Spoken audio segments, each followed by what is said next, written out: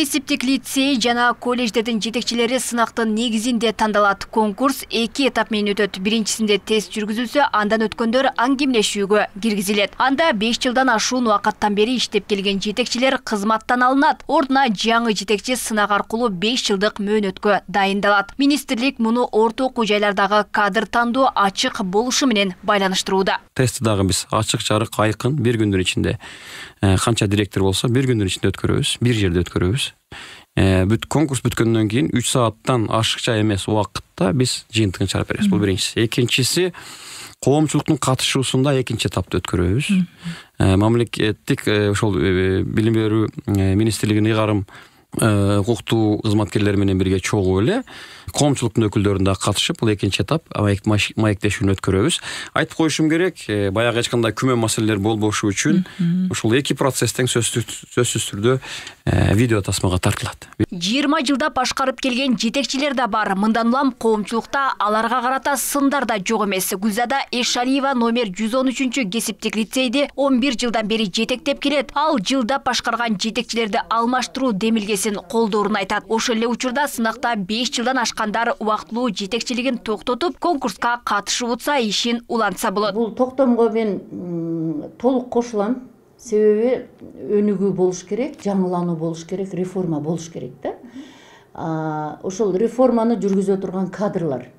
Ошон үчүн жанагы конкурс болсо, конкурстун талабына туура келген, бир өзүнүн бир сонун ойлору, идеялары бар жаңы адамдар келип, жаңы күч менен, жаңы көз караш менен иштейт да. Бул конкурсту мен туура кабыл алдым. Мисалы үчүн ушул биздин системабызга чындап ынтызар болгон, жакшы иштерди жаратайын, жакшы демилгелерди жаратайын деген жаңы жүздөрдүн келишин мен колдоймун. Кесиптик окуу жайларды реформалоо маселеси буга чейин да айтылып келген. Бул жагдай айрым директорлордун да нааразычылыгын жаратууда. Ал эми тандоо сынактын таза өтүү кепилдигинде калды. Кандай демилгенин ниети сонунда, бирок эми ошонун механизмдерин иштөөдө, аны жүргүзгөн тараптын компетенциясында жана абийиринде калып атат да бул маселечи. Ошол директордун жок дегенде 5 жылдык стратегиялык өнүктүрүү планы каралыш керек. Ал план түзө алабы, аны өзү түздүбү? Ал ошол жалпы жанагынын проблемасын чечкенге багытталганбы? Ошол колледждин өзү жетектемекчи болгон окуу жайдын өзүнүн ошо стратегиялык планын дагы мындай жактап бере алыш керек да. Аны жаттап эле бирөөнү даярдаган эмес, өзү иштеп чыкканын аныктай турган бир критерийлерди иштеп чыгыш керек.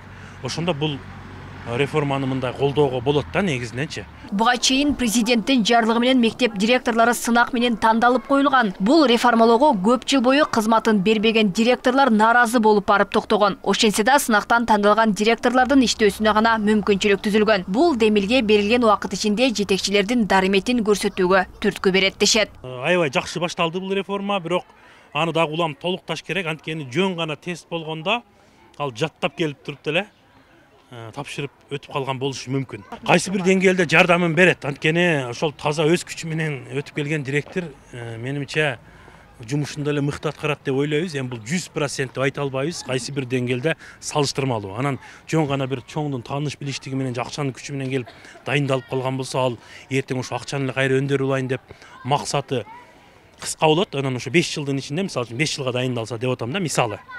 5 жылдын ичинде окуймага эч ким тийбесе, 5 жылды эсен-аман өткөрүп алсам, жана баягы төлөмүмдү кайра актап алсам дегендей максатта эле иштеп калыш мүмкүн да. Ошондуктан бул демилге колдоого аларлык эң негизгиси ошол анын ишке ашырылуу жагы механизмдер дагы жакшыраак талапка ылайык улам өзгөртүп жакшыртып отуруш керек. Белгилей кетсек, республика боюнча 100 кесиптик лицейдин 46-сында директорлук кызмат үчүн сынак өтөт. Анткени калган жетекчилердин дайындалганда 5 жыл боло элек. Ага кошо 6 колледждин жетекчисине сынак дайындалган. Кыргызстандагы 100 кесиптик лицейге мамлекеттик бюджеттен 1 миллиард 200 миллион сом каралат. Аларда 30 000 студент билим алат. Алмагүл Байгызы, Азам Бузирков, Ош ТВ.